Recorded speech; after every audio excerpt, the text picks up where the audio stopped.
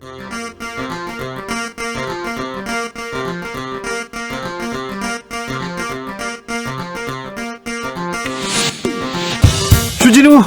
라이브 스페셜.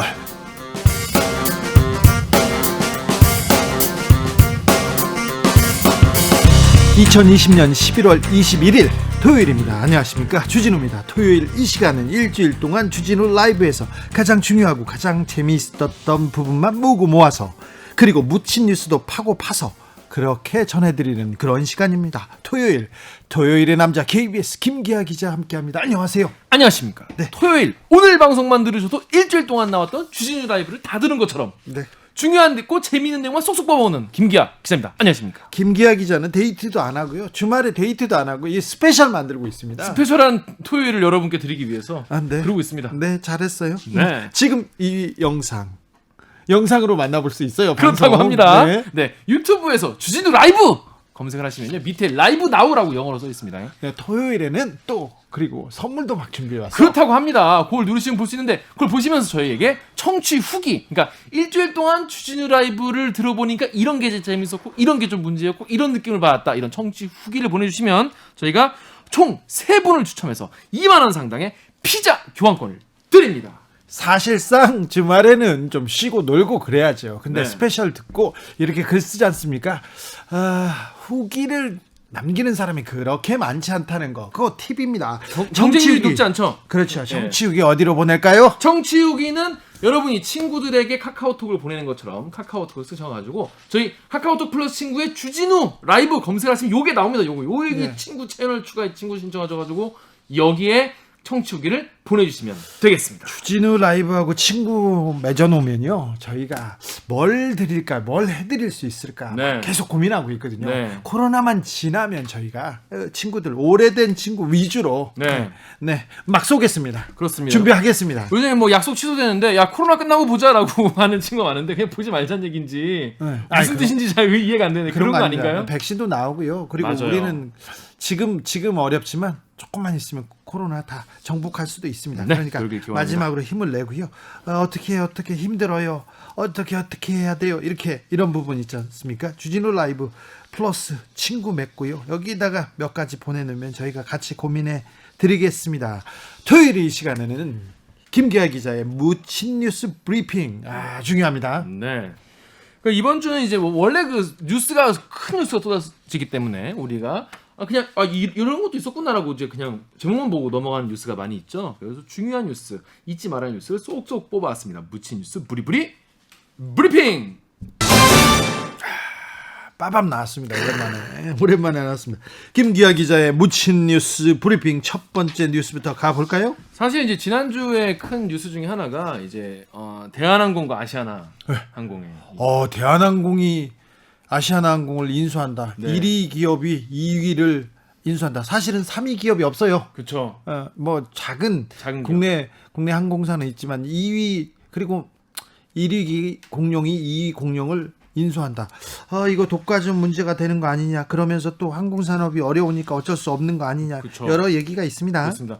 여러분, 많은 분들이 사실 이제 주식 때문에 이 뉴스에 관심이 많이 가셨어요. 아시아나 뭐 떡상 가즈아 뭐 이런 분도 계시고, 대한항공 빨리 사야 되는 거 아니냐 막 그런 말씀 많이 계셨는데, 사실 중요한 거는 이 내부 상황. 이 대한항공, 이 한진그룹의 내부 사람, 그 복잡해요. 내부가가 다 유명한 인사지 않습니까? 그래, 하나같이 유명하고 모두가 슈퍼스타예요. 유명하신. 네. 예, 우리 보통 이런 재벌가가 잘 없는데 네. 국민들이 이름 속자를 다 기억하고 있는. 네. 그래서 요런 상황, 이분들이 지금 어떤 상황인지 제가 한번 짚어봤습니다. 일단 고 조양호 회장의 부인 이명희 씨는 재판을 받았죠? 네, 그렇습니다. 그거부터 얘기를 할까요? 네. 집행유예 받았어요. 예, 또. 어머니는 그 이명희 씨죠. 여러분 아시죠? 그 목소리가 굉장히 유명한 분이에요. 이분은 그 녹취 파일이 나온 이후로 굉장히 유명해진 분인데 강한 분이죠. 네. 운전기사 등 직원들에게 소리 지르고 손으로 때리고 이런 상습 폭행 혐의. 욕설. 예, 상습이에요, 상습. 여기서 항소심에서 징역 2년에 집유 3년을 선고받았습니다. 네. 예, 이뿐이 아니고요. 밀수와 필리핀 가정부 불법 고용 등 2건으로 유죄 판결도 받았습니다. 그런데 이분은 지난해부터 정석 기업의 고문, 수화물 하역 및 지상 조업을 담당하는 한국공항 자문 역할을 맡고 있고요. 그리고 또 유명한 분이 계시죠? 그 동생 조현민 씨, 그러니까 조은태 회장의 동생 조현민 씨. 3남매 중에 막내입니다. 그렇습니다. 이분이 이제 물컵 갑질, 그 대행사 직원들에게 물컵 던지면서 이제 막 소리 질렀던 요게 2018년에 사건이 나왔었죠. 이 당시에 워낙 이제 조연아 씨의 그 땅콩 회왕 사건도 유명하죠. 여러 가지 사건을 다 하나씩 갖고 계신데 당시에 그래서 조양호 회장이 고 조양호 회장이죠. 당시 이제 조양호 회장이 조현민 씨를 이제 모든 직책에서 사퇴시키겠다 이런 무리를 일으킨 상황이기 때문에 사과문까지 발표를 하면서 이례적으로 사퇴를 시켰죠. 그런데 바로 복귀했어요. 1년 반도 아니죠. 1년 2개월 만에 조현민 씨가 바로 복귀를 했습니다. 대한항공의 지주회사죠. 한진칼의 전무, 그리고 발권회사 토파스 여행정보의 부사장, 그리고 물류회사인 주식회사 한진의 총괄 전무, 그리고 부동산 계열사인 정석기업 부사장, 이렇게 4개의 직책을 시원하게 맡고 있습니다. 원래 재벌가가 한 회사에서 여러 회사, 이 자회사를 가지고 있지 않습니까? 네. 그런데 재벌가 회장도 그렇지만 재벌가 자식들 있지 않습니까? 여러 회사에서 직책을 가져요. 그리고 여러 회사에서 월급을 받죠. 그렇죠. 예. 예. 네 가지 일을 동시에 할 수 있겠습니까? 정말 신기한데 직업이 4개인 거죠. 근데 이제 월급은 4군데서 받는 거죠. 또 어머니 한국공항에서 자문 역할을 하는데 활주로 끝에서 소리 외치는 그런 역할을 하는 건 아니잖아요. 그건 취재를 해봐야 될 것 같습니다. 어떤 역할을 맡고 계신지는. 네. 자, 그런데 여러분 이제 그 드라마 보시면 이 재벌가가 맨날 이제 주식 가지고 서로 이제 그 경영권 분쟁 이런 거 벌이지 않습니까? 그런 일이 한진에 있습니다. 한진에 지금 진행 중입니다. 지금 진행 중입니다. 예. 이게 지금 조원태 회장이 지금 회장인데요. 예. 지분이 사실 6.52%밖에 안 돼요. 예. 그래서 이제 그 동생 그리고 어머님 그리고 협력 관계인 델타항공 그 자기 지분 합치면 41%거든요. 일단요. 조원태 회장이 동생 조현민 그리고 어머니하고는 손을 잡았습니다. 친해요. 네, 손을 잡았어요. 거기가 지금 최대 주주고 회장을 하고 있는 거죠. 네. 그런데 경쟁 관계가 있습니다. 경쟁구도 이게 경영권 상황에서 KCGI 펀드 그리고 반도건설 그리고 조현아 씨 나왔습니다. 그렇습니다. 요 3자가 합친 거의 지분이 46%예요. 예. 그러니까 더 높아요. 그러니까 2개 합치면 이제 둘 다 이제 50%는 넘지 못한 상황인데 네. 지금 이제 이번에 아시아나 인수가 있었지 않습니까? 이거를 하게 돼서 조원태 회장이 살아났다. 예. 이런 얘기가 나오고 있습니다. 그렇습니다. 지금 둘이 경영권 분쟁으로 지금 팽팽합니다. 팽팽한데 지금 갑자기 아시아나 인수가 가장 큰 변수가 됐어요. 네. 지금 경영권에도 지금 경영권 분쟁에도 변수가 되는 거 아닙니까? 그렇습니다. 이게 뭐 의도한 바는 아니겠지만 이 코로나 사태 이후로 코로나 상황 이후로 지금 아시아나가 굉장히 힘들어지면서 인수하게 된 거 아니겠습니까? 칼도 힘든데요. 그러니까 칼도 힘든데 일단 지금 상황이 아시아나 더 힘들다고 합니다. 그래서 산업은행이 이거를 이제 한진칼의 지분을 이제 아시아나 갖고 있지 않습니까? 산업은행이. 근데 산업은행이 한진칼의 지분을 10%를 확보를 했어요. 예. 계약을 하면서. 예. 근데 조원태 회장 쪽으로 한진 이제 그 산업은행이 이제 방향을 잡았다라고 보고 있는 거죠. 그렇죠. 그러니까 이게 조원태 회장의 우군이 되어버린 겁니다. 산업은행이. 네. 이러다 보니까 조 회장이 당연히 이거에 더 경영권을 사수할 수 있는 그런 상황이. 그래서 시장에서 산업은행이 무슨 조원태 회장의 백기사야? 그러면서 칼한테 2위 기업을 이렇게 밀어주는 거는 독과점이고 이거 너무한 거 아니야? 이런 비판이 있습니다. 맞습니다. 그래서 결국에는 이 산업은행이 이 공적 자금을 조원태 회장 경영권 방어에 쓴 거 아니냐 이렇게까지 얘기하는 상황도 있어요. 일단 약 8천억 원이 들어갑니다. 네. 그래서 산업은행도 이거에 대해서 이제 비판이 나온다는 걸 알고 있거든요. 그래서 뭐라고 했냐면 기자들이 물어봤어요. 한진칼의 현 경영진과 그러니까 조원태 회장 측과 계약을 체결한 이유가 뭐냐? 이거 특혜 있을 수 있지 않냐?라고 했더니 최대현 부행장이 특혜에 대한 의문이 있는 거 알고 있다. 하지만 현 경영진이 경영을 맡고 있기 때문에 계약의 대상이었다라고 했어요. 그러면서 조원태 회장이 보유한 한진칼의 지분 전체 그리고 한진칼이 인수하게 될 대한항공의 지분을 담보로 제공을 하고 나중에 통합을 추진하고 경영 성과가 만약에 미흡할 경우에는 경영 일선에서 퇴진하도록 하겠다라면서 견제 장치 같은 것이 있다는 식으로 말을 했습니다. 경영 성과가 미흡할 때는 퇴진하도록 하겠다 이 얘기를 하는데 재벌가에서 이런 얘기를 하고 뭐 지킨 적이 없었어요. 한진 문제가 왜 그 재계에서 경제계에서 중요했었냐면요.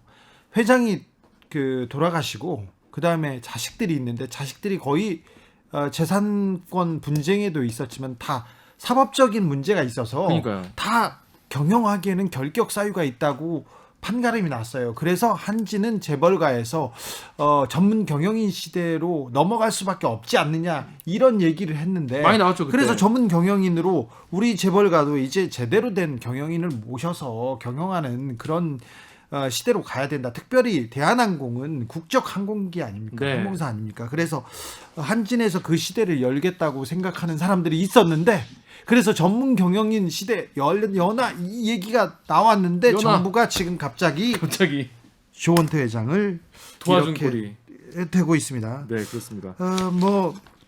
어떻게 될 것 같아요? 일단 말씀드린 대로 산업은행도 이거 지금 안팎에서 지금 곱지 않은 시선으로 보고 있다는 걸 알고 있거든요. 네. 그러니까 방금 말씀드린 대로 이제 그 견제 장치 얘기를 하는데 뭐냐면 계열주 일가의 한진칼 항공 계열사 경영 배제 방안을 마련했다는 겁니다. 쉽게 말해서 조현민 한진칼 전무는 자리에서 물러나라라는 거예요. 아 그래요? 네, 아까 말씀드린 대로 지금 그 물컵 갑질 이후에 한진그룹 직책에서 1년 2개월 만에 지금 돌아왔다고 말씀드리지 않았습니까? 네. 근데 채권단에 따르면요. 계열주 일가의 한진칼 경영 배제에 따라서 조 전무는 사임해야 한다. 다만 그 주식회사 한진의 마케팅 총괄 전무직은 유지하고요. 그 아까 말씀드린 토파스 여행정보 부사장 요거는 이제 하는 건데 또 요거 그 일단 조 전무는 이제 9월 선임된 거 같은 경우에는 유지를 하는데 이 전무 그러니까 그 한진칼 전무에서는 물러나게 한다라는 거예요. 이명희 사모님 이명희 씨는요? 이명희 씨는 모르겠는데요. 이명희 씨는 모르겠죠. 이명희 씨 여기도 뭐 아니 가족들은 물러난다면서요. 근데 그 지금 조현민 칼 전무에 대한 이야기만 일단 나왔고요. 예. 그리고 아직도 산업은행이나 정부가 그 입장을 제대로 정하지 않았어요. 명확하게. 예, 이게 지금 묻힌 뉴스라서 예. 아직 다 지금 정리된 상황은 아닙니다. 다 캐오진 않았습니다. 네. 자, 그런데 지금 어찌 보면 최대 주주라고 볼 수 있는 그 펀드 KCGI 그리고 조현 아씨 측에서는 뭐라고 합니까? 반대할 거 아니에요? 반대합니다. 네. 왜냐하면 이쪽 입장에서는 이게 사실 마른 하늘의 날벼락 아니겠습니까? 네. 갑자기 산업은행이 들어올 줄은 또 어떻게 알았겠고 그게 또 조은태 회장의 또 우군이 될 줄은 또 생각 못했을 테니까 뭐라 했냐면 일단 대한항공이 아시아나 항공 인수하는 거는 한진칼이 주식을 발행을 해가지고 산업은행에게 넘기는 겁니다. 산업은행이 그러면 이제 한진칼의 주식을 갖게 되는 것이죠. 그런데 KCGI는요 이거를 소송을 걸어가지고 이의를 제기를 했습니다. 네. 이게 이제 이런 식으로 하는 게 3자 신주 배정이라고 하는데요. 네. 신주, 그러니까 새로운 주식을 제3자에게 배정을 해주는 거예요. 근데 이거를 신주 발행 금지 가처분 신청을 한 거예요. 그러니까 왜 그랬냐? 이 대법원에 따르면 이런 게 있습니다. 신주 배정을 할 때 경영권 방어 목적의 제3자 신주 배정은 무효다라는 판결이 있다는 거예요. 그러니까 그 조원태 회장이 경영권을 방어하려고 신주 배정하는 건 무효다라는 대법 판례가 있기 때문에 이거 소송을 건 거예요. 근데 다만 여기 또 예외 조항이 있습니다. 다만 신기술 도입이나 재무 구조 개선 등 기업 경영에 필요한 부득이한 예외적인 경우에는 허용이 된다고 해요. 그래서 만약에 이제 법원이 이번 이 산업은행이 들어온 거가 부득이한 예외적인 경우라고 본다라고 한다면은 조은태 회장이 유리하게 되는 거고요. 근데 이게 부득이하게 예외적인 경우가 아니다. 이거는 경영권 방어 목적의 신주 배정이다라고 하면은 이게 무효가 날 수도 있는 겁니다. 아시아나 항공이 칼의 품에 안기게 될지 좀 지켜보겠습니다. 여러 재미있는 요소들이 있습니다. 그리고 나오는 등장 인물들이 워낙 캐릭터가 셀럽들이시죠. 특이해가지고요. 좀 더 전해드리기로 하겠습니다. 다음 묻힌 뉴스 어떤 뉴스입니까? 네, 지금 코로나 19가 근데 요 며칠 또 늘어가지고 미국은 1분에 한 명씩 죽고요. 지금 일본도 2,500명대까지 올라왔습니다. 그렇습니다. 우리나라도 좀 늘고 있지만 정말 세계가 정말 너무 많이 전 세계적으로 가장 봄에 대확산기보다 6배 빠른 수치로 지금 계속해서 늘고 있습니다. 네. 지금 코로나의 가장 위험한 때에 와 있습니다. 그나마 한 줄기 빛 백신 백신이 거의 나온 거나 마찬가지다. 파이자라는 회사 그리고 모더나 회사가 계속 이 백신을 만들어 왔죠. 파이팅! 파이팅으로 이제 거의 다 이제 만들었다. 예. 막 90%, 95% 이런 기사가 나오면서 사람들이 끝났는 거 아니냐 이런 얘기까지 해요. 그런데 저는요 좀 의아한 게 파이자에서 처음에 나왔을 때 90% 얘기했잖아요. 네. 그러다마자 모데나에서 95% 얘기하니까 며칠 있다가 화이자도 우리도 95%야 얘기 나와서 이거 믿을 수 있는 거야 이렇게 생각은 좀 드는데 좀 미심쩍은 부분이 없진 않지만 그래도 FDA 승인을 받는다는 등 바로 접종한다는 등 얘기하는 거 보면 백신이 눈 앞에 와 있는 거는 맞는 것 같습니다. 네, 그렇습니다. 미국의 알렉스 에이자 보건복지부 장관이요. 현지 시각으로 18일에 다음 달 말 전에 코로나19 백신을 승인해서 배포할 것이다라고 선언을 했어요. 네. 그래서 다음 달 말이면 올해 말이지 않습니까? 네. 그래서 올해 가기 전에 미국에서 일단 백신 접종하겠다는 건데 이게 바로 화이자와 모더나의 두 회사 제품입니다. 그래서 12월 말까지는 식품의약국 FDA 승인을 기다리는 채 이제 배포가 가능한 것 같다. 그래서 네. 지금 미국인 2천만 명에게 배포할 수 있는 상황 양이라고 해요. 그래서 지금 FDA 승인을 빨리 받으려고 하는데 현지 시각으로 20일에 미국 보건당국에 이 화이자와 바이오엔테크가 긴급 사용 신청을 했어요. 이거 빨리 이제 기존에 있었던 절차를 좀 빨리빨리 하게 해서 승인을 내달라는 거죠. 그래서 다음 달 중순쯤에 승인 나오면은 유통 바로 한다고 합니다. 네. 그래서 다음 달 하반기에는 유럽연합 EU 당국이 조건부로 승인할 수도 있지 않냐 이런 얘기도 나오고 있습니다. 네. 뭐 다른 변수는 없죠. 그냥 네, 95% 예방 효과가 있다고 하니까 이건 믿어도 되는 거죠. 처음에 이 백신 얘기 나왔을 때 실험 대상이 다 20대 아니냐 젊은 네. 사람들에게만 90% 95% 아니냐라는 의문이 있었어요. 고령자한테도 효과가 있냐? 네, 그런데 특히 화이자가 65세 고령자 이상의 고령자에게도 예방 효과가 95%다라고 발표를 하면서 많은 분들이 희망을 갖게 됐습니다. 자, 우리는 어떤지, 우리 정부는 어떻게 하고 준비하고 있는지 그게 걱정이에요. 네, 이 우리나라 같은 경우에 사실 이거 가지고도 또 많은 분들이 예? 논쟁을 많이 왜 하시더라고요. 우리는 안 사냐? 그러니까 일본은 샀는데 이런 뉴스가 나왔어요. 네, 어떤 언론 같은 경우에는 뭐 일본은 몇 개 했는데 우리는 빵개다 막 예. 이렇게 기사 제목을 뽑기도 했는데 일단 그러니까 백신을 살려면 이런 게 있다고 해요. 저도 이번에 처음 봤는데 코백스 퍼실리티라는 게 있다고 합니다. 여기에서 국제 백신 공동 구매를 한다고 해요. 그래서 공동구매. 예, 공구를 여기서 하는 거죠. 그래서 1,000만 명분 그리고 제약사랑 직접 또 계약을 해가지고 2천만 명 이렇게 해서 모두 3천만 명분의 백신을 내년까지 공급을 하겠다라는 게 우리 정부의 목표입니다. 그래서 구매 선급금으로 1,700억 원도 일단 돈을 마련해 놨고요. 그래서 어떤 방법으로 어떻게 확보할 것인지 어떻게 확보할 것인지 이번 달 안으로 발표하겠다고 강도태 중앙재난안전대책본부 총괄조정관이 밝혔습니다. 근데 이게 아까 말씀드린 대로 이 생산도 생산이고 승인도 승인이지만 이 유통이 또 어려울 수 있거든요. 예. 유통을 또 안정적으로 해야 되는데 이 백신이 또 영하 70도 예. 극저온 상태에서 이걸 유통을 해야 된다고 해요. 이게 이런 장비가 사실 많지 않을 테니까 이런 거를 다 갖추는 데까지는 시간이 조금 걸리겠죠, 아무래도. 뭐, 네. 기다려야죠. 네. 그런데 한국은 여러 여유가 있어서 안정성 실험 그리고 가격이 좀 안정될 때까지 기다릴 수 있는 여력이 있다. 이런 외신 보도가 나왔습니다. 네, 그렇습니다. 이 어떻게 생각하실지 모르겠지만은 일단 월스트리트저널에 따르면요. 코로나 백신 한국은 가격이 적당할 때까지 기다릴 수 있다고 한다라는. 우리는 여유가 있다. 그렇죠. 그러나 K 방역 때문에 코로나 때문에 위급한 상황은 아니다. 이런 생각을 하고 있는 것 같습니다. 그러니까 당연히 뭐 어떤 약이든지 그렇겠지만 처음 나왔을 때랑 이게 약간 뭐 많이 이제 생산이 됐을 때랑 가격이 크게 차이가 나지 않겠습니까? 네. 근데 우리나라 같은 경우에는 지금 안정성 시험, 그러니까 이게 부작용이 어떤 게 있는지 이런 거에 대한 확신이 아직 없잖아요. 아직 안정성 같은 게 이런 것도 좀 확인이 되고 가격도 어느 정도 좀 가장 비싼 상태보다는 좀 더 싼 상태에 내려올 때까지 우리나라는 지금 그래도 좀 몇백 명 정도 수준으로 또 그 아래까지 지금 조금씩 우리 잡아가고 있으니까 안정적이니까 다른 나라 지금 막 8만 명, 막 몇만 명 이렇게 하는 나라보다는 우리나라가 좀 여유가 있는 건 사실이긴 하죠. 여유가 있는 건 사실입니다. 그런데 백신이 우리 시대 한 줄기 빛을 주기는 했으나 그래서 그런지 좀 느슨해진 것 같아요. 그것도 사실입니다. 그래요. 좀 느슨해졌어요. 그렇습니다. 백신 나왔는데 아직 주사도 안 맞았거든. 전 세계적으로. 우리나라는 하물며. 그런데 그러니까 그렇게 많이 나가요 이제. 90%라는 백신이 나왔다는 뉴스 기사를 보고 네. 바로 노는 거죠. 네. 그러면 안 됩니다. 생활 방역 소홀해지고 있어요. 그거 네. 걱정입니다.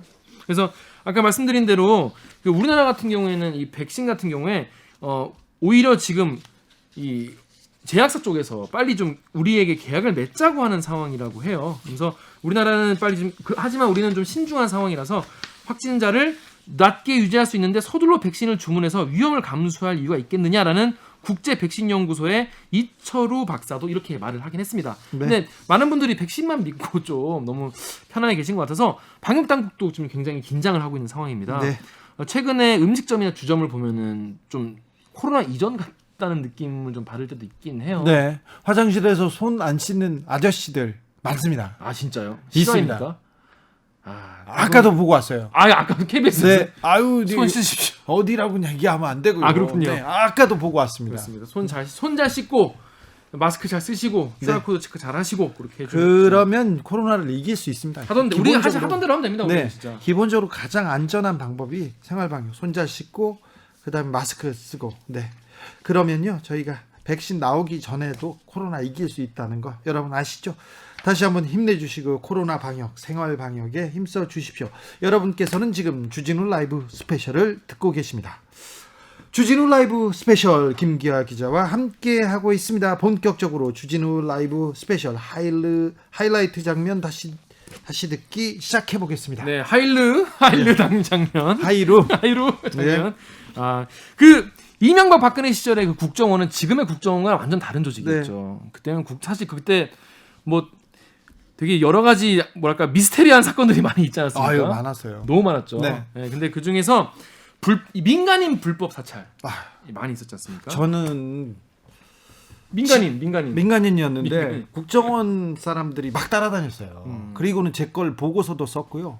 집 앞에 사람들이 서성여가지고 제가 집에 안 가고 작업실을 얻어서 어디 나와 살았어요. 그러면 그 집주인 그 레지던스 주인한테 와가지고 그 국정원에서 왔다고 언제부터 누가 여기 있죠? 이렇게 하면서 적어가더라고요.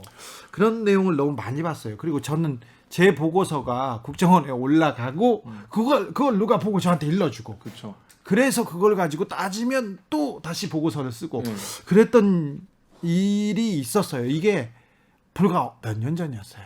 그때 사실 주진우 기자가 몇 년 전에 되게 제일 힘들고 그런 추적을 많이 당할 때 저도 이제 그런 얘기를 듣지 않습니까? 그 들으면은 사실 주진우라는 사람이 약간 허풍 떠는 거 아닌가 이런 생각도 했어요. 이게 진짜 그럴 리가 없지 않은가 이런 생각을 했는데 이게 나중에 진짜로 드러난 거지. 고스란히 나오는데. 그러니까요.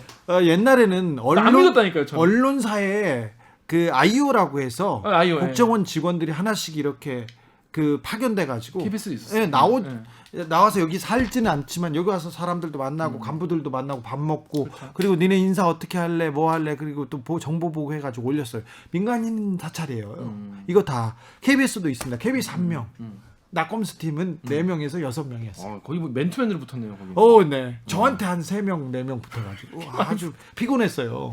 근데 이렇게 국정원에서 이제 뭐 민간인 사찰 물론 저는 뭐 그런 거 당해보지 않았기 때문에 어떤 기분이 어떤 감정일지 잘 몰라요. 잘 모르지만은 나를 그러면 사찰한 내용이 뭐냐? 내가 뭐 공적 인물도 아니고 민간인인데 그래서 나 도청하고 나 이제 사찰한 파일 내놔라 이렇게 말한 분이 계시는 거예요. 네. 그래가지고 이분이 이 국정원이 사찰해간 파일을 당사자에게 공개를 해야 한다라는 판결까지 이끌어낸 분이 계십니다. 이분이 바로 광노현 전 서울시 교육감이죠.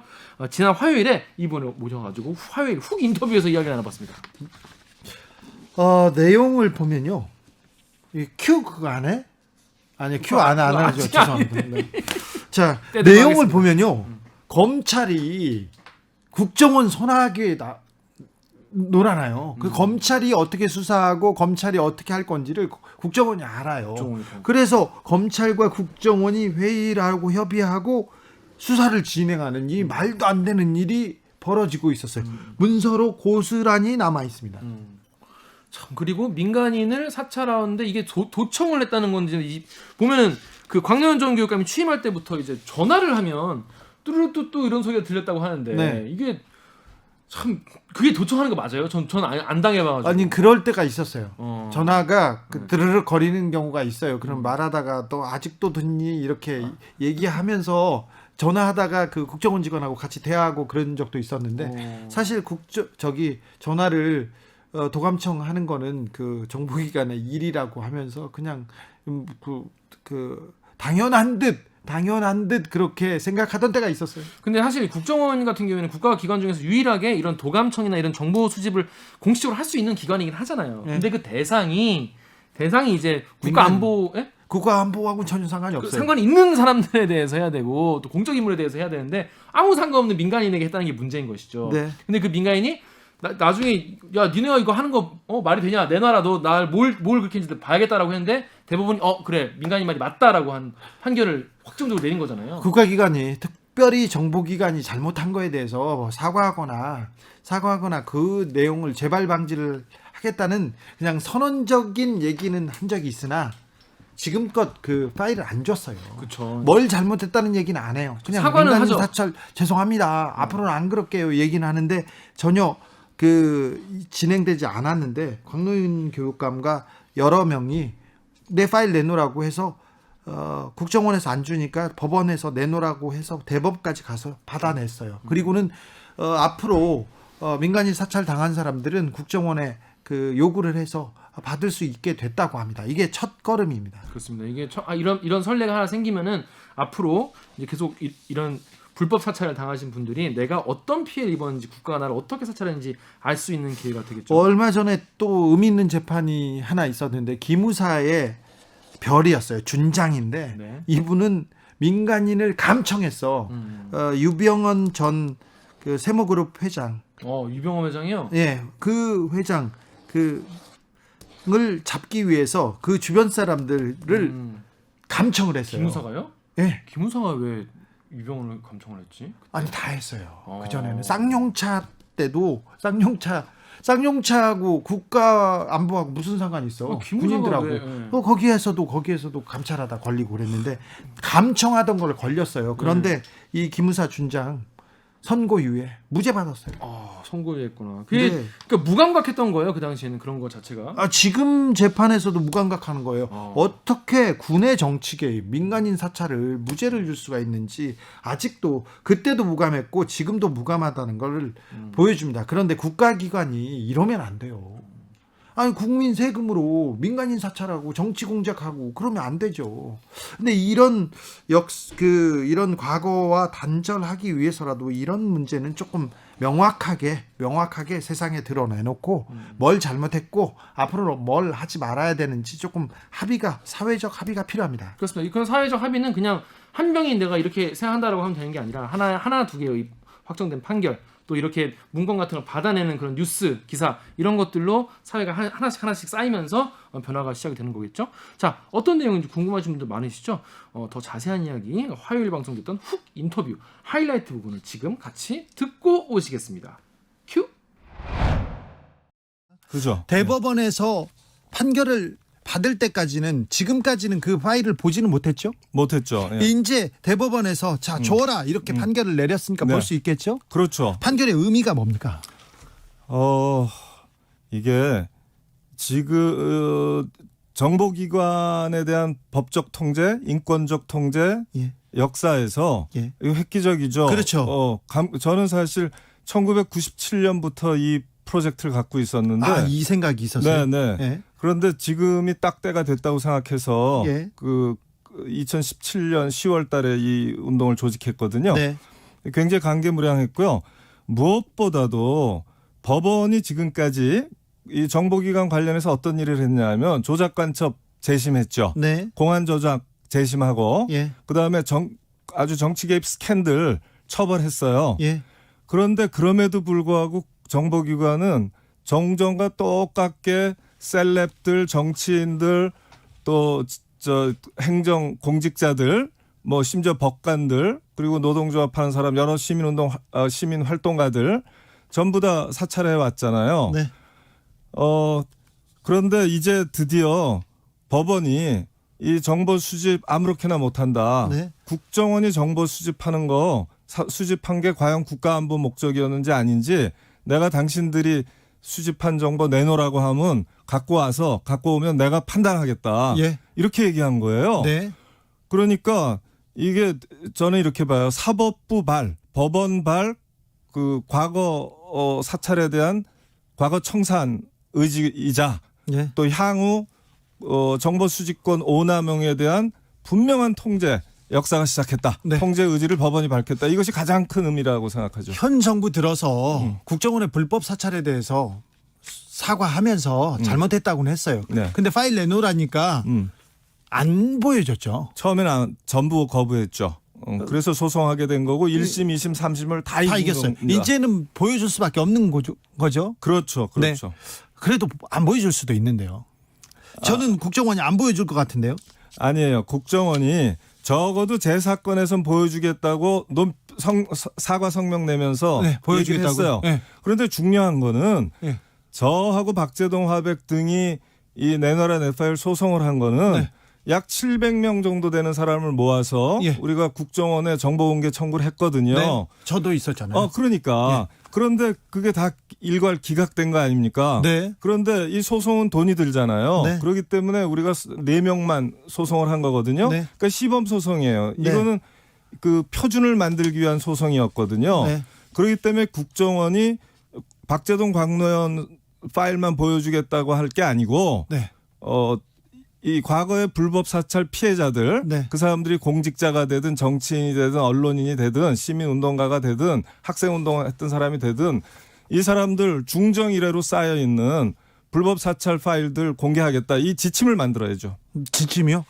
그렇게 하면 또 소송이 이어질 것 같아서 또 국정원이 무슨 얘기를 할지는 그런데 서울시 교육감 시절에 국정원이 불법 사찰을 했다고 합니다. 어떤 식으로 사찰이 행해졌고요? 어떻게 알게 되셨어요? 우선 첫째 저는 그 취임할 때부터 바로 그 도청음들이 들리기 시작했어요. 뚜뚜뚜 따르르 이런 소리가 전화를 받거나 하면 무조건 들리기 시작했어요. 저기 교육감실에 있는 전화 제 휴대전화. 휴대전화요? 그러면 또또또르르 이렇게 예, 정말 똑같았어요. 또또또 뚜르르 이러면서 네. 들어오는데 중간에 얘기하다가 가끔 드륵드륵하죠. 아니 네. 처음에 있기도 하고 15초 있다 있기도 하고 1분 있다 들어오기도 하는데 네. 그래서 제가 전화를 바꿔봤어요. 예. 그랬더니 이틀간 소리가 싹 없어져요. 네. 그 이틀 지나고 나니까 내가 전화하는 사람들 또 일정하잖아요. 네. 그러니까 다시 소리가 들리더라고. 그래서 아이고 뭐 전화 바꾸고 뭐 할 거 없다. 내가 공적 활동을 공개적으로 하는 사람인데 전혀 문제 없다 해서 그냥 당했죠. 제가 아이폰으로 바꾸라고 했지 않습니까? 그런데 사람들이 나를 사찰하고 있다 이렇게 하면 좀 고통스럽잖아요. 뭘 해도 그렇고. 예, 나중에는 근데 사실은 제가 제일 고통스러웠던 건 뭐냐면 지난 2017년 국정원 개혁위원회가 만들어졌잖아요. 예. 그때 저라든가 뭐 조국 이제 지식인 시절에 네. 조국 교수라든가 등등 또 그 당시에 박근혜 정당 네. 그 이름도 하도 바뀌어서 잊어먹었고 네. 지금 특정을 못 하겠는데 그 정당 소속의 뭐 정두환 의원이라든가 몇 있었잖아요. 네, 네. 이런 사람까지 포함해서 20 몇 명이 심리전 대상이 됐다고 발표가 났어요. 예. 그중에 제가 들어가 있었던 거예요. 아니 왜 서울시 교육감을 심리전 대상까지 해서 댓글을 달고 저 사람을 폄하하고 공격하고 그래야 됐습니까? 그러니까 말이죠. 제가 이제 우선 제가 국정원 정보기관 개혁 운동을 그 1995년부터 줄기차게 해왔어요. 줄기차게는 했어도 교육감님 시절에도 그렇게 중요한 사람은 아니었어요. 아니 그런데 네. 어느 정도였냐면 네. 제가 국가인권위원회 사무총장을 한다든가 서울시 교육감이 되면 네. 당연히 국정원 담당관이 있잖아요. 국내정보 담당관이 네. 와서 예방 인사하는 거는 관행이잖아요. 네, 그때는 그랬죠. 저는 그거를 다 거부했거든요. 이 사람들 좌천됐다는 거거든. 예. 기관장 하나 못 만났다고. 예. 얼마나 악명 높았겠어요. 네. 거기다가 계속 국정원 지금 KGB 모델인데 네. 국정원을 제대로 국내외 파트 나누고 수사권 없애고 그렇게 해서 정치 사찰과 인권 침해 못하는 국정원으로 아주 전문성 높은 국정원으로 바꿔야 된다 한 거를 이 사람들 어떻게 생각했냐면 우리 기관과 조직의 위상을 떨어뜨리려는 자, 그러니까 조직 네. 위해 사범 아니에요? 네. 우리는 국가안보 조직이니까 국가안보위해 사범으로 저를 몰게 되죠. 네. 그러니까 당연히 사찰하는데, 그리고 당시에 지금 주진우 기자 말씀에 내가 이의가 있는데, 당시 내가 교육감 될 때는 네. 사실은 이명박 대통령이죠. 네. 그리고 국회는 한나라당이 거의 싹쓸이 했었죠. 서울시장도 오세훈 시장이었고요. 서울시장, 경기도지사 다 네. MB 정당이죠. 한나라당이지. 유일하게 그 기관장 중에 서울시 교육감만 예. 자, 그러기 광로인이었다고. 때문에 네. 뭐 주목을 많이 받을 수밖에 없었어요. 알겠어요. 네. 그렇게 중요한 사람이 아니라고 했던 건 제가 사과하겠습니다. 근데 국정원이 정권이 바뀌고 국정원이 개혁하겠다고 했으니까 공개를 했어야 되는데 하고 어디까지는 과거에 대해서 단절하겠다는 의지를 보였어야 되는데 그 의지가 좀 부족하죠. 그게 좀 아쉬운 거예요. 이번에 이제 허정숙 님도 지금 국정원은 어떤가요? 이렇게 물어봐요.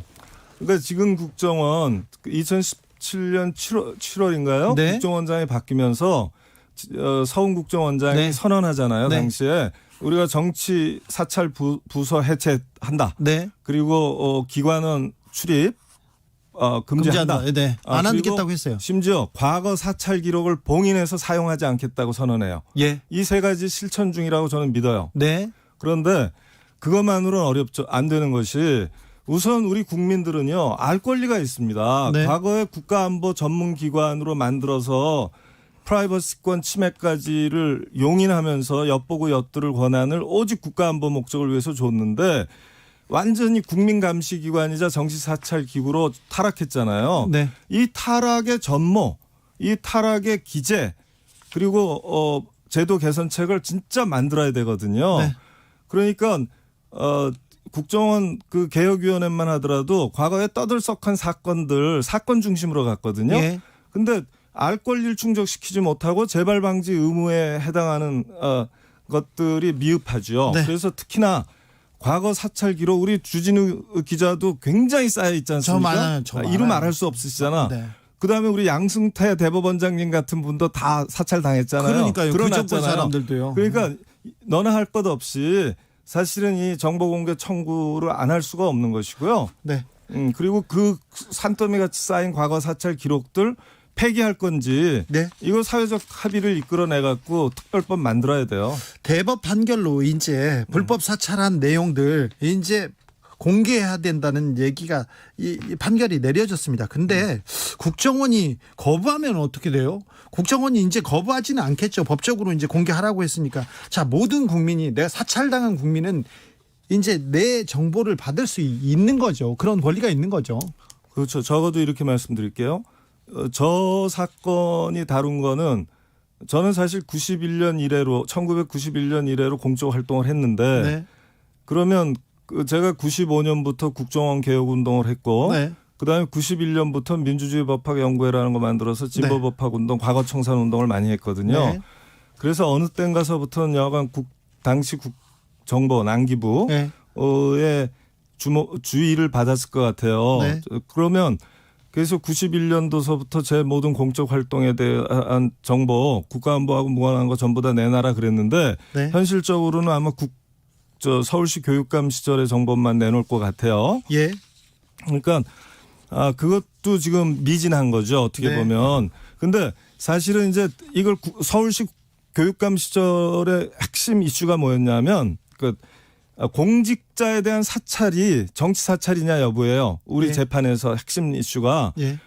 공직자에 대한 사찰은 아니라는 거, 정치 사찰이라는 겁니다. 그래서 금지된다는 거야. 그러면 우리 국정원 개혁위원회에서 이재명 당시 성남지사, 김영배 당시 성북구청장, 복귀한 당시 아산시장 등 34명의 기초단체장에 대해서 사찰이 이루어진 사실을 밝혀냈거든요. 네. 그래서 수사 의뢰까지 했어요. 그러면 이런 지자체장이라든가 그 입법부 공무원, 국회의원이라든가 고위 법관들 전부 다 사실은 사찰 받았다고 보고 청구하면 좋겠어요. 네네. 아무튼 저는 민간인이잖아요. 기자잖아요. 민간인이지만 더 사찰을 당하셨으니까 아니 그러니까 당연히 제 신청하셔야죠. 것도 받아야죠. 당연하죠. 당연히. 근데 그렇게 할 분명히 겁니다. 국정원의 정보가 조금 다 왜곡되고 잘못된 걸 쓸 텐데 그렇죠. 그걸로 저를 공격했으면 그게 또 소송거리가 된다. 그래서 국정원이 안 주겠다 이렇게 할까봐 저는 걱정이에요. 그거는 본인한테만 공개하라는 것이지. 예. 국정원이 풍문으로 들어서 어디서 예. 미운 사람 그냥 이렇게 저렇게 쓰는 거를 네. 그게 뭐 사초가 돼갖고 그러면 큰일 나잖아요. 그렇기 때문에 그래서 이용하잖아요. 그래서 우리가 이거를 폐기해야 된다고 주장하는 예. 거예요. 네. 자, 국정원 개혁. 서훈 국정원의 개혁은 좀 서운했다 이런 얘기 좀 많이 있습니다. 자, 박지원 국정원장이 왔으니 조금 개혁에 조금 박차를 가했으면 한다는 생각도 있고 이번에 의미 있는 판결도 있으니까 자, 어떻게 좀 개혁해야 된다고 보세요? 일단은 국정원의 정보 수집 권한이 국정원 업무의 근본 아닙니까? 네. 그러면 이 정보 수집권이 과연 국가안보 목적으로 행사되고 있는지를 좀 사법부가 일일이 판단하겠다고 나온 거예요. 근데 필요할 때는. 국내 정치, 국내 정보는 안 하겠다. 민간인 그렇죠. 정보 사찰 안 하겠다고 지금 선언했고 예. 그런 부서가 없어졌잖아요. 아니죠. 그거는 이제 경찰에 간다라든가 아니면 독립기구가 만들어지잖아요. 그러면 지금 이 대법원 판결은 사실 기무사에도 적용되는 거고요. 네. 그다음에 정보 경찰에도 적용되는 것이고 또 국정원에 당연히 적용되는 거거든요. 그러면 이 박지원 국정원장께서 예를 들면 이 과거 시대에 정치 사찰 국민 감시 국정원의 전모를 밝히겠다. 몇 명 정도의 요원들이 투입돼서 한 뭐 몇십만 명, 몇백만 명 국민들에 대한 사찰 기록을 만들어냈다. 그리고 이것은 국가안보 목적과 상관없음에도 불구하고 일상적으로 정치인, 지식인, 언론인, 문화예술인, 뭐 공직자 전부 다 했단 말이에요. 대기업까지. 그래서 이런 부분에 대해서 우리가 최대한 본인에게 정보 공개하고 이 폐기 여부는 우리가 국민적 토론에 붙이겠다. 이렇게 나와야 됩니까? 이렇게 나오면 참 좋죠. 자, 내 나라 내 파일 시민행동에서 국정원 개혁을 위해서 어떤 계획을 가지고 있습니까 지금? 지금 말씀드린 것처럼 계획을 갖고 있는데요. 저희가 이제 이렇게 보죠. 우선 지금 주진우 기자라든가 뭐 이런 분들을 포함해서 불법 사찰을 당한 대표적 피해자들, 대표적 반독재 민주화 투사들이라든가 그 후에 여러 사회운동가들 또 공직자들의 정보공개 청구를 조직하고요. 또 피해를 의심하고 있는 또 일반 시민들이 있잖아요. 여러 가지 네. 이유로 네. 그분들의 정보 공개 청구 운동도 조직하고 그리고 국정원이 과거 사찰 기록을 어떻게 정보 공개할 것인가 기준과 지침을 만들어야 돼요. 네. 그 부분에서 협의해서 전문성을 발휘할 용의가 충분히 있고요. 당연히 그렇게 가야 됩니다.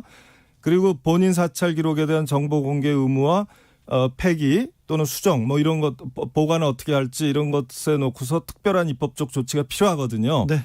그래서 그런 재정 운동도 하고 그렇게 해서 정말 꿈이 있는 거예요. 이 국민 감시 정치 사찰 없는 새 시대 개막 선언. 네. 그렇게 하고 지금 권력기관 개혁 중에서 검찰 개혁은 청산 주체로 앞세운 바람에 대단히 지지부진하게 된 측면이 있지만 이제 돌파할 거고요. 국정원 개혁은 사실 국정원은 과거 국정원장 3명이 줄줄이 구속됐을 만큼 치도곤을 맞아서 그래도 어느 정도는 가고 있는 건데 지금 제가 말씀드린 부분에 보완이 된다면 우리가 정보기관으로부터의 인권 침해 걱정 안 하고 네. 사는 진짜 성숙한 민주사회로 진입할 수 있다 이렇게 생각합니다. 서울시 교육감을 지냈던 광노현 진검다리 교육공동체 이사장과 함께한 화요일 훅 인터뷰 하이라이트 부분 다시 듣고 오셨습니다. 김기아 기자, 네. 주진우 라이브는 풀 버전이 제맛이죠? 그렇습니다. 특히 이제 박노현 전 교육감 같은 경우는 말씀을 정말 잘하시더라고요. 아, 그래요? 네, 그래가지고 들으면서 되게 이분들이 말 맛이 있다, 듣는 맛이 있다 이런 생각이 들었어요. 많다 이분요. 말씀 엄청 많으세요. 잘하시고, 네, 막 정보기관 사람들도 굉장히 괴로웠을 거예요. 도감청하면서 말 많거든요. 이분은 안부 전화해도요 잘 계시죠? 그러면 대답을 한 5분 30초 정도 그렇구나. 하시는 분이세요. 그렇습니다. 네. 그래서 이제 풀 버전이 더 들을 게 많다 이런 말씀입니다. 네. 유튜브나 팟캐스트에서 주진우 라이브 검색을 하셔가지고 11월 17일에 방송됐던 화요일 1부를 들으시면 되겠습니다. 주진우 라이브 스페셜 김기화 기자와 함께하고 있습니다. 이 방송 영상으로도 만나보실 수 있습니다. 네, 유튜브에서 주진우 라이브 검색을 하시면요, 지금 라이브로 나가고 있는 이 방송을 영상으로도 보실 수가 있습니다. 김기화 기자, 다음 장면은 어떤 장면이죠? 네, 지금 우리가 잠시 잊고 있었는데 지금 이제 일본이 지금 스가 총리가 지금 들어오지 않았습니까? 어찌했을까? 예, 어찌했을까? 스가 총리가 지금 이제 일본을 지금 이제 경영하고 있는데, 과연 이제 미국 대선도 끝났고 이제 일본이 이제 어떤 생각으로 이제 지금 살고 있나, 네. 이런 거를 지금 같이 알아보는 의미에서 월요일 훅 인터뷰에서 이영채 교수님과 이야기를 나눠본 내용을 가져왔습니다. 정치적으로 미국 대선 관심도 있고, 그렇죠. 뭐 코로나 관심도 있고, 한국과의 관계 좀 교착된 관계를 풀까 관심도 있는데, 일본은 지금 올림픽에 꽂혀 있어요. 아, 올림픽 어떡하죠? 진짜. IOC 위원장 바흐 위원장이 여러 차례 이런 얘기를 했나 봐요. 일본 올림픽, 도쿄 올림픽 못 치를 수 있다고. 어떡해? 그러니까 근데 그동안 쉬쉬하다가 네. 최근에 그 내용이 언론에 알려졌어요. 예. 그런데 일본에서는 우리는 반드시 치른다, 죽어도 한다 이렇게 얘기하고 있어요. 근데 일본 국민들도 이거 연기하거나 취소해야 되는 거 아니냐 이런 생각이 지금 점점 여론이 높아지고 있답니다. 갸우뚱하고 있겠죠, 국민들도. 네. 그래서 지금 도쿄올림픽 어떻게 해야 될지 이게 일본 내부에서도 되게 지금 되게 예. 이 논쟁이 많이 붙어 있는 상황인데, 그래서 지금 정부 같은 경우에는 꼭 해야 되는 그런 입장이라고 해요. 여기 지금 권력이 너무 많아가지고. 네. 근데 안 좀- 그러면 경제 파탄 난다고 얘기하는데. 그러니까 여기 뭐 때려 박은 게 많으니까, 그래서 안 그러면은, 그런데 다른 나라들 입장에서는 여기 가야 되냐. 예. 지금 몇만 명씩 지금 막 나오는 상황에서 자가격리하면서 이거를 해야 되냐 굉장히 걱정이 많다고 하는데, 일단 뭐 이 도쿄 올림픽뿐이 아니라 지금 그 미국 대선에서 지금 이제 미국의 대통령이 바뀌지 않았습니까? 네. 이제 일본 같은 경우에는 미국에 굉장히 영향을 많이 받잖아요. 그리고 트럼프와 또 각별한 관계였기 때문에 엄청 각별한 아베 총리가 그렇게 관계를 잘 쌓아놨는데. 트럼프 대통령이 다른 나라 국가 원수에 대해서 좋은 평가를 거의 안 했어요. 뭐 친구도 별로 없고. 그런데 거의 유일하게 아베 전 일본 그 총리만 매우 좋아했죠. 근데 제가 이 인터뷰에서 제일 신기했던 내용이 그거예요. 지금 뭐 바이든 당선에 대해서 일본이 어떻게 생각하냐 이렇게 얘기를 하니까, 일본 일단 우호적으로 생각을 하지만 일부 이제 일본에도 그 우익들이 있지 않습니까? 아우, 그분들 셉니다. 그분들 센 분도 있는데 그분들은 아직도 지금 트럼프가 반전을 할 수 있다, 다시 이길 수 있다 이렇게 생각을 하시는 분들이 많이 계시다고 하더라고요. 일본은 너무 신기해. 신기합니다. 신기해요. 한일 관계가 좀 나아져야 되는데, 아세안 정상회의 물론 화상으로 진행됐습니다만 여기서 문재인 대통령이 스가 총리를 꼭 집어서 그렇죠. 인사하기도 했어요. 특별히 스가 총리님 반갑습니다 이런 인사를 했는데, 일본에서도 상당히 긍정적인 반응이었다고 합니다. 네, 아무래도 일본 같은 경우에 지금 새로 바뀐 총리가 지금 한국이나 이 주요 이제 주변국들에게 당연히 좋은 스타트는 해야 되지 않습니까? 물론 뭐 쌓인 문제가 많지만 이제 대표적으로 그 강제징용 보상 문제 있지 않습니까? 예. 이게 지금 가장 문제인데, 일본 철조금과 강제징용 보상 문제가 문제인데, 이거에 대해서 이 문재인 대통령과 스가 총리가 피해자들에게 보상은 하자 이런 원칙에 대해서 큰 그림에서는 좀 얘기가 됐다 이런 보도도 나오긴 나왔어요. 네, 아니다 그런 반론도 있지만 됐다는 얘기가 나온 걸 봐서 몇 걸음 진전이 있는 것 같습니다. 지금 정치인들도 왔다 갔다 하고 그래서 한일 관계도 좀 훈풍이 불어야 되는데, 뭐 일본은 밉든 싫든 이웃 아닙니까? 일단. 예, 그리고 우리하고 역사적으로, 문화적으로, 경제적으로 많이 엮여 있기 때문에 좋은 관계로 지내야죠. 지금 조금 교착돼 있습니다. 좀 더 풀어야죠. 여러 가지 생각을 많이 하게 하는 이영채 교수와의 인터뷰였습니다. 네, 우리가 그동안 이제 그 일본에 대해서 사실 관심을 사실 좀 약간 끄고 살긴 했어요. 몇 달 정도. 네. 근데 미 대선도 있었고 코로나도 있었고. 자, 그런데 일단 이제는 한번 일본은 지금 어떤 상황인지, 우리나라랑 어떻게 하고 싶어 하는지 이런 거를 이영채 교수님과 한번 짚어봤습니다. 자, 더 자세한 이야기 궁금한 분들 위해서 월요일에 있었던 훅 인터뷰 하이라이트 부분을 함께 듣고 오시겠습니다. 큐! 민주당의 조 바이든 후보가 미국 대통령으로 당선됐습니다. 현지에서는 어떻게 생각합니까? 일본인들은 트럼프 좋아했잖아요. 네, 그러긴 하죠. 하지만 일본인들도 트럼프에 대한 피로증을 많이 호소하고 있었기 때문에 기본적으로는 바이든 당선의 우호적인 보도가 많은 것은 사실입니다. 하지만 아베 내각 때 트럼프와 긴밀한 관계를 있어서 실제 일본에게서는 트럼프 정권 때 큰 이익을 본 것은 사실이죠. 네. 어떻게 보면 일본이 하고 싶은 대로 했던 것이었기 때문에 그렇지만 실질적으로 이익이 있었냐 보면 아베 정권 개인에게 있었지 모르겠지만 일본 전체에 있어서는 미국의 무기를 많이 수입을 했고 실질적으로 일본에게 방위비 분담을 더 강요했기 때문에 일본에서는 어떤 자유주의 세력들은 바이든 당선을 더 우호적으로 생각을 하고 그렇게 보도를 하고 있고요. 하지만 우익 신문들을 보면 아직도 미국 선거에 결판이 난 건 아니기 때문에 트럼프에 대한 마지막 어떤 반전을 기대하고 있는 이런 미디어들도 있는 것 같습니다. 아직도요? 예, 어떻게 보면은 아직도 주 선거가 어떻게 될지를 모른다라고 생각하는 보수 우익들의 이런 논조들은 나오고 있는 것 같습니다. 네. 일본 강제징용 문제와 관련해서 스가 총리가 피해자들에게 보상을 하자 이런 원칙에 합의했다는 보도가 나왔습니다. 일본 현지에서 어떻게 보도되고 있습니까? 예, 글쎄요, 저도 한국의 오늘의 보도를 보고서 좀 그 기사를 다시 좀 몇 가지 읽어보았는데, 일본에서는 한일 간의 합의가 있었다라는 보도는 거의 공식 매체에서 나오고 있지 않습니다. 아, 그래요? 어떻게 보면은 요미우리 신문이 어제자 보도에서도 한일 간은 평행선이고 큰 진전이 없다라고 좀 부정적으로 보도를 하고 있고요.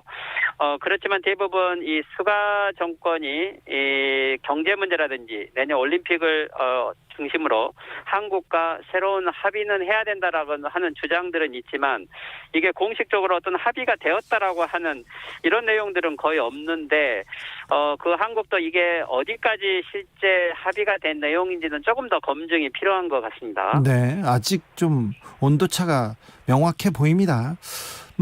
박지원 국가정보원장이 스가 총리를 가서 만났는데요. 그때는 그 모습은 좀 약간 새로운 돌파구를 모색한다 이렇게 보도하기도 했습니까? 일본의 상황은 어떻습니까? 그렇죠. 이 박지원 국정원장이 한국에서 일본으로 오는 것을 이렇게 국정원 정보기관을 미디어가 보도를 하는 것은 거의 없죠. 그렇지만 이게 큰 뉴스로 다루어져 있고 그리고 박지원 국정원장도 미디어에 여러 가지 정보를 좀 노출한 거 있기 때문에 아마 이것은 한일 간에 하나의 큰 그림이 그려지고 있다라는 것을 조금 보여주는 것 같습니다. 그리고 한일 의원연맹도 스가 총리를 만났고 그리고 의원연맹 간에 도쿄 올림픽을 성공시키자고 하는 여러 공식 기구도 함께 만들고 있고요. 또 외교부 차관도 일본과 공식 전화를 하고 있는 것들을 보면 실질적으로 박지원 국정원장 방문 이후에 한일 간에 뭔가 모색을 하기 위한 돌파구의 여러 가지 노력들이 있는 것은 사실인 것 같습니다. 실제 이런 분위기를 박지원 국정원장이 만들었지 않나라고 추측은 할 수 있을 것 같습니다. 아, 그래요? 어제 세계 최대 규모의 자유무역 협정이 있었습니다. 알셉이라는 회의가 있었는데 문재인 대통령이 스가 총리한테 특별히 인사했지 않습니까? 그 부분에 대해서는 어떻게 반응하고 있어요? 예, 이 부분도 일본도 보도를 하고 있고요. 이것은 이제 문재인 대통령이 일본의 스가 총리에게 훨씬 적극적으로 인사를 함으로써 한국이 현재 일본에게 관계 개선을 위해서 모색을 하고 있다라는 식으로 해서 일본에서도 그것은 긍정적으로 좀 보도를 하고 있습니다. 네, 잘한 거네요. 그렇게 인사한 거. 그렇죠. 지금 현재 이제 스가 총리 입장을 보면 스가 총리는 코로나 문제도 극복을 해야 되지만 일본의 경제 회복을 통해서 무엇보다 내년 올림픽을 성공리에 개최하기 위해서는 한국과 중국 간의 관계 개선이 무엇보다 필요하죠. 그런 의미에서는 스가 정권이 더 적극적이어야 됨에도 불구하고 아베 정권을 계승하고 있기 때문에 지지 기반이 약하지요. 스가 정권은 마음속으로는 한국과의 관계선을 하고 싶어도 여론을 의식해서 적극적으로 나오고 있지 못하지만 오히려 문재인 대통령이 조금 더 먼저 적극적으로 나서주는 것은 스가 정권에게는 도움이 되는 거겠죠. 아무튼 그 관계 개선을 모색하고 있으나 일본의 입장 변화는 아직 확인되지 않다고 보는 게 맞나요? 네, 실제 일본 내에서 이 보상을 함께 하자라고 하는 것을 현재 일본 전국 당국자 중에서 공식적으로 이야기한 사람은 없습니다. 니카이 간사장은 박지원 국정원장과 아주 친밀한 관계로 알려져 있고 일본 후지테레비 인터뷰 내용에 대해서도 이 한국의 관계자들이 일본에 와서 만난 것도 인정을 했지만 한국과의 관계 개선은 주변국이기 때문에 필요하다라고 몇 번을 강조하고 있기 때문에 아마도 이것은 보면 한국과의 관계 개선에 대한 큰 그림의 이야기는 하고 있지만 실질적으로 지금 이것을 일본 정부가 공식으로 인정할 단계는 아니다. 특히 현재 최근에 아베 수상이 적극적으로 대외 행보 활동을 하면서 일본 우익 세력들이 오히려 수가 정권을 견제하고 있는 상황이기 때문에 섣부르게 한국과의 합의안이 먼저 나왔을 때는 오히려 역풍을 받기 쉽겠죠. 그런 의미에서 수가 정권은 좀 더 신중한 입장이다라고 할 수 있을 것 같습니다. 네. 쉽지 않군요. 스가 총리도 혼자서 할 수 있는 게 별로 많지 않나 보입니다. 앞서 제가 잠시 언급했던 RCEP, 그러니까 한국과 일본이 자유무역 협정을 맺었어요. 근데 한국과 일본이 자유무역 협정을 맺은 건 처음인데 양국 간에는 어떤 경제적 이해득실이 있을지 조금 알려주세요. 일본에서도 관심이 있을 것 같은데요. 네, 그렇죠. 이 RCEP에 대해서 원래 일본은 초기에 여기에 부정적이었죠. 이것은 중국이 주도한다고 생각을 했고, 일본은 원래 TPP, 포괄적인 동반자 경제 협력 기구에 들어가서 미국을 중심으로 하는 중국을 포위하는 경제망에 들어갈 예정이었는데, 그런데 아시안 트럼프 정권이 네. 그렇죠. 트럼프 정권이 등장하면서 TPP를 탈퇴를 해버렸죠. 네. 그래서 일본 입장에서는 이게 실질적인 효력이 없었고 결국 RCEP가 일본은 부정적이었지만 일체 미국 중심의 경제 구도가 움직이고 있지 않는 상황에서 오히려 여기에 들어가는 전략적인 선택을 한 거죠. 예. 그래서 지금 현재 어떻게 보면은 미국 경제가 큰 활성화되고 있지 못하는 상황에 오히려 일본 입장은 적극적으로 이 동남아시아 플러스 영 경제에 들어가서 중국을 견제하고 일본의 이익을 얻겠다라고 하는 방침을 세웠습니다. 그래서 일본 경제단체들은 현재 RCEP에 일본이 들어간 것을 아주 적극적으로 환영을 하고 있고 실제 동남아시아는 오랫동안 일본의 무역에 영향이 많았기 때문에 오히려 일본이 이익을 얻을 수 있다라고 생각을 하고 있는 거겠죠. 네. 여기에는 한국도 마찬가지로 그런 동남아시아의 새로운 신남방 정책의 일환으로 생각을 하고 공들여 왔기 때문에 좋은 성과가 있겠죠. 한일 간에는 이 RCEP를 통해서 처음으로 어떻게 되면 자유무역 협정을 서로 맺게 되고 그 속에서 이 관세를 철폐하게 되는 어떠한 이러한 조치들을 취한 거기 때문에 한일 간이 직접적인 자유무역 협정은 아니지만 이걸 계기로 한일 간의 무역 관계 개선이 이루어질 수 있는 상호 효과는 있을 것 같습니다. 도쿄올림픽도 관심사인데요. 바흐 IOC 위원장이 지금 일본에 와 있죠.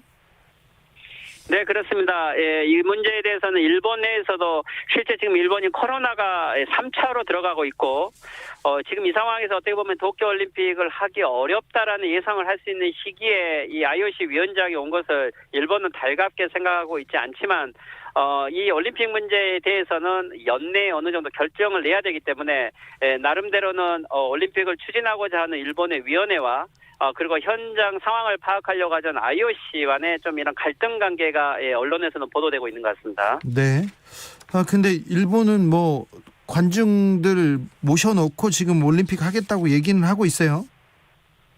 그렇죠. 일본 같은 경우는 도쿄올림픽은 아베 정권부터 스가 정권까지 도쿄올림픽을 수행하기 위해서 코로나 대책을 하지 않는다 정도로 실제 도쿄올림픽에 목숨을 걸고 있는 거나 마찬가지죠. 네. 여기에 투자한 금액이 워낙 천문학적인 숫자이기 때문에 도쿄올림픽이 되지 않는다는 것은 거의 일본 경제의 파탄을 이야기할 정도로 이것은 역대 정권들의 운명 공동체가 되어 있는 것 같습니다. 네. 최근에 한국에서 박지원 국정원장이라든지 한국의 한일 의원 연맹도 이렇게 도쿄올림픽을 어떻게 보면은 방해하기보다는 훨씬 더 평화올림픽으로 전향시켜서 서로 국익을 이어보자라고 하는 방향으로 지금 많이 활용설이 더 많이 부각되고 있습니다. 아유, 한국은 일본 그 방해하지 않아요. 이렇게 규제하고 그러진 않습니다. 그런 생각은 없어요.